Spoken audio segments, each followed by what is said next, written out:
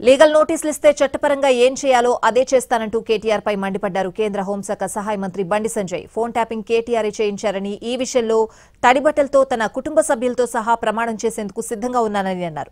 Phone tapping పై కేంద్రానికి రాష్ట్రం తప్పుడు సమాచారం ఇచ్చిందని, కేసును సీబీఐకి అప్పగించాలని బండి సంజయ్ డిమాండ్ చేశారు. మరి రాధాకిషన్ రావుకి ఇస్తావా, నోటీస్ ఇస్తావా? ఎవరికి ఇస్తావు నోటీసు? నేనేమంటున్నా అంటే, అసలు నోటీసులు ఇవ్వాలనుకుంటే ఈ కేసీఆర్ కొడు కానీ కేసీఆర్ కానీ ఎప్పుడు జైల్లో ఉంటారు. అన్ని తిట్లు తెలంగాణలో తిట్టని బూతు లేదు, మాట్లాడని భాష లేదు, చేయని ఆరోపణలు లేవు, నిరాధార ఆరోపణలు. అట్లా నోటీస్ తీసుకుని నువ్వు మీ అయ్యా ఇద్దరు శాశ్వతంగా జైల్లో ఉంటారు. అన్ని నోటీస్ గతంలో అంత నోటీస్ ఇస్తాడు. ఎందుకు వారిపోయినావు?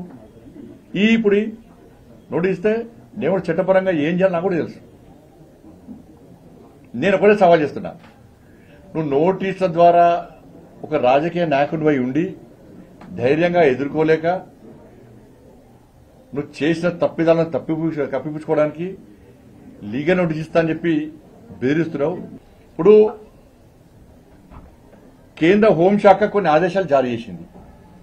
దేశవ్యాప్తంగా ఎవరైతే ఫోన్ ట్యాపింగ్ చేస్తారో ఆ చేసినటువంటి పేరును పంపమంటే వీళ్ళు మావోయిస్టు పేరు సిబ్బంది చేస్తే మా పేరు పంపారు, నా పేరు పంపారు, దానిలో ముఖ్యమంత్రి గారి పేరు ఉన్నది, హరీష్ రావు పేరు ఉన్నది, ఎమ్మెల్యే పేరు అందరూ ఉన్నాయి. వీళ్ళందరూ పేర్లు పంపారు.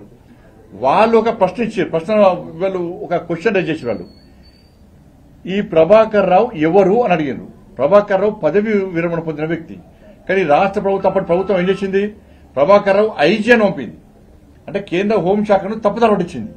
కేంద్ర హోంశాఖ ఆదేశాలు ఏం జారీ చేసింది? దేశవ్యాప్తంగా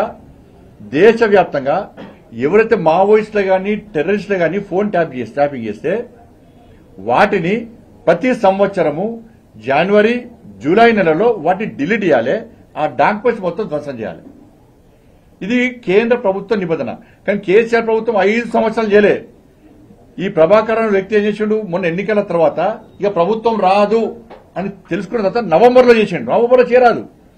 కేంద్ర ప్రభుత్వం ఆదేశాలు ఏంటి? జనవరి జూలై నెలలో అటు చేయాలి. కానీ ప్రభాకర్ రావు ఏం చేసిండు?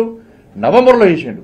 ఇది కేంద్ర ప్రభుత్వం హోంశాఖ నిబంధనలకు పూర్తి విరుద్ధం. అందుకే సిబిఐ విచారణ జరపాలంటున్నాం.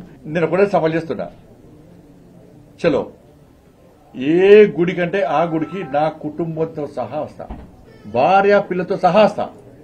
నువ్వు మీ అయ్యా, మీ అమ్మ, మీ భార్య, మీ పిల్లలందరూ కూడా ఏ గుడికి వస్తారో రండి. మేము ఫోన్ ట్యాపింగ్ చేయించలేదు,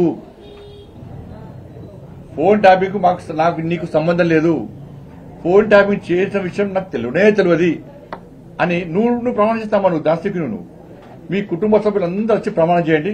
నేను మా కుటుంబ సభ్యులందరూ వచ్చి ప్రమాణం చేస్తాం. నువ్వు ఫోన్ ట్యాపింగ్ చేయించినావు, నీకు సంబంధం ఉంది, ఫోన్ ట్యాపింగ్ చేసేది నీకు తెలుసు, నీ భాగస్వామ్యం నేను ప్రమాణం చేస్తా. సిద్ధమా చెప్పు.